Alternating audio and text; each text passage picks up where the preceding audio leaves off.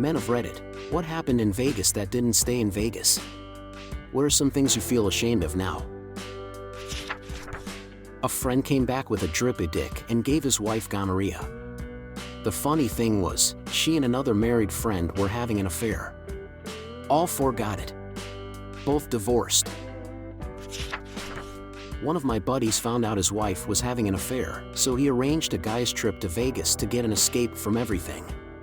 When we were in Vegas, we all got super hammered playing roulette and blackjack, went to a hockey game, and one of his former students, who was also intoxicated, professed her obsession over him and hit him with the old, "Whatever happens in Vegas stays in Vegas." I don't know if he hooked up with her, because I wasn't with them. But they did disappear from the game together, and we couldn't get a hold of him for a day. On the drive back, he told us all he was going to forgive his wife and get into therapy to fix whatever issues led up to her having an affair. They're still married, and I don't know if he told his wife or not about what happened in Vegas. But I'm pretty sure he hooked up with that girl, and I'm sure he told his wife about it, because he's not allowed to go on boys' trips to Vegas anymore. Spent 10 years doing casino security. Got a call one night for a fight in a room. Guy had picked up a hooker at the bar and brought her to his room. Not really clear what kicked off the argument, but hostilities ensued. The hooker pulled out a scalpel and cut one of his balls off. Actually, now that I think of it, this is more of a something staying in Vegas story. I had recently gotten out of a long-term relationship that wasn't nearly as monogamous as I thought it was. One of my friends said I should take a trip to Vegas to take my mind off things and have a good time. She said she'd be the best wingman I'd even seen to make sure that I got laid as much as humanly possible. We're now married. I work on the Strip. Heard last week between two men. How am I going to explain $1,300 at the strip club? Should have thought about that before you got married.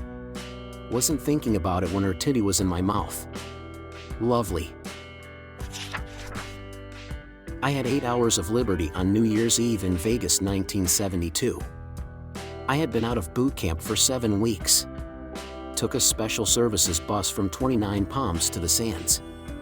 I was 27 and had to do 3 things: gamble, catch a buzz, get laid in 8 hours.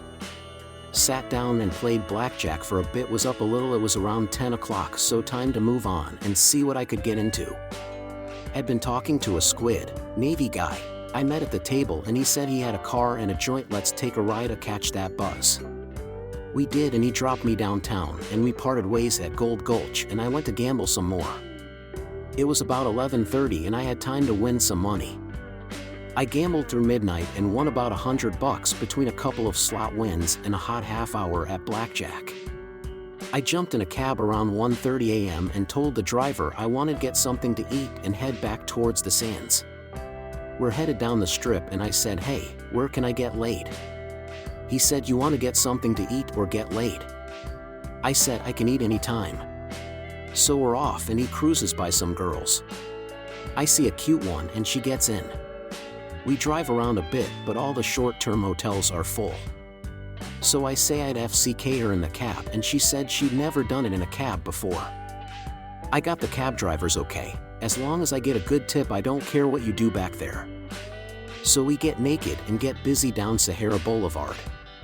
We have a good time, get dressed and pull up in front of my hotel, and she tips the cabbie and gets out, bends over, kisses me on the cheek and says, "Best New Year's Eve in a long time, sweetie," and saunters off into the depths of the casino.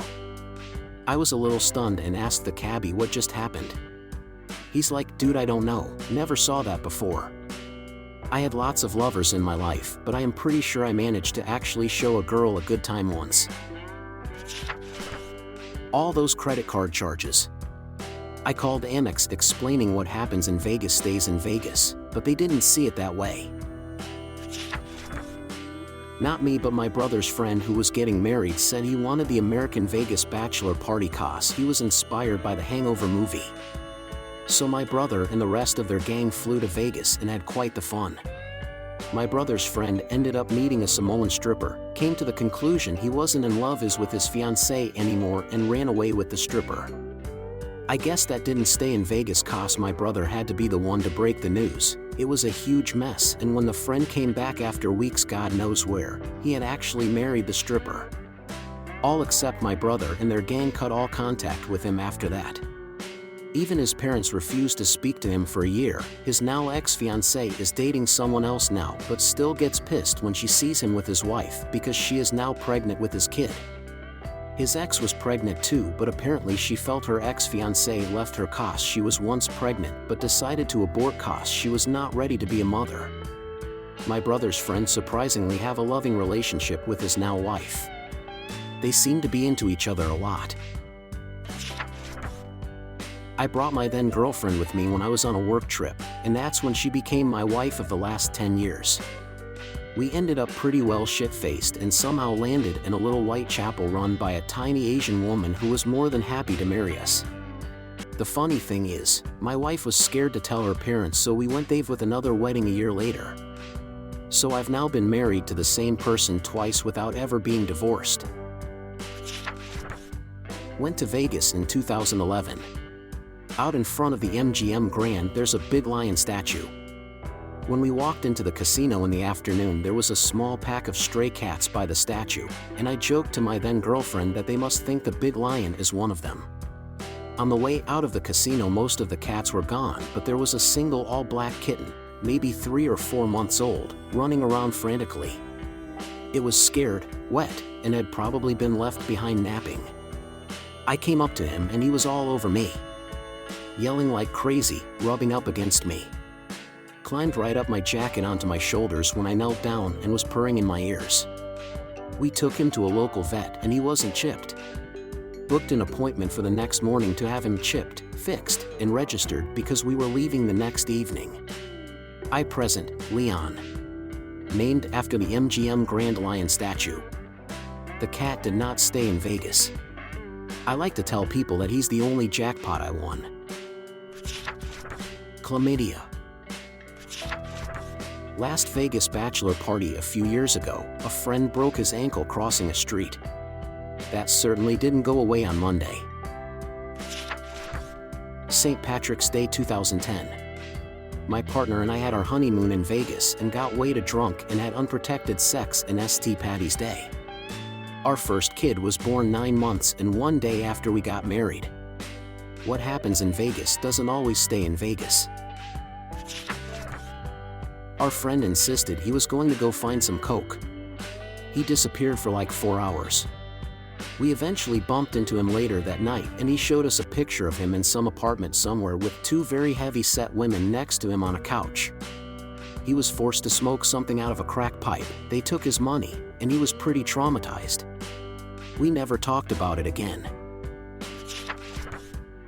Lived in Vegas for years and worked on the Strip. I saw so many men ruin their lives over a weekend with hookers and blow. Come on vacation, leave on probation. I have stories of bad behaviors across the spectrum of all people in Vegas. Dead bodies, trick rolls, crazy arrests, Brother Jesus of Nazareth who believed he had reserved the entire 7th floor of a 4,000-room hotel. Quick one, not sure if the term trick roll exists outside of Vegas. However, it is generally when a sex worker, typically, not making sweeping generalizations, would get a drunk guy to take her up to his room and then she would tell him that they could not have sex until he showered. So the guy gets undressed, takes off his watch, puts his wallet down, and gets in the shower. The sex worker takes his shit and books it before he realizes what happened. He is then, typically, way too embarrassed to call the cops and say he was tricked by a sex worker. Except this one time. Typically, when we'd have a trick roll, you'd see the sex worker booking it through the hotel lobby where the main elevators let off. The staff loves watching all of the drunk idiots at 3A, so we'd see lots of things. This particular night, sex worker peels out of the elevator and slides on the marble. Somehow, the guys she had trick rolled, 2 Russian dudes, caught up to her and started to beat the shit out of her in the hotel lobby. Everyone is arrested and kicked out of the hotel forever. I went to a bachelor party 30 years ago when my wife was 5 months pregnant. The guys called strippers, and it got ugly. I was having none of it, so I went downstairs to gamble. Some guys thought it would be fun to put the stripper's panties in my suitcase. Good thing my wife knew me. Friends, thanks for watching. Subscribe to the channel and write your stories in the comments. See you in the next video. Have a good day.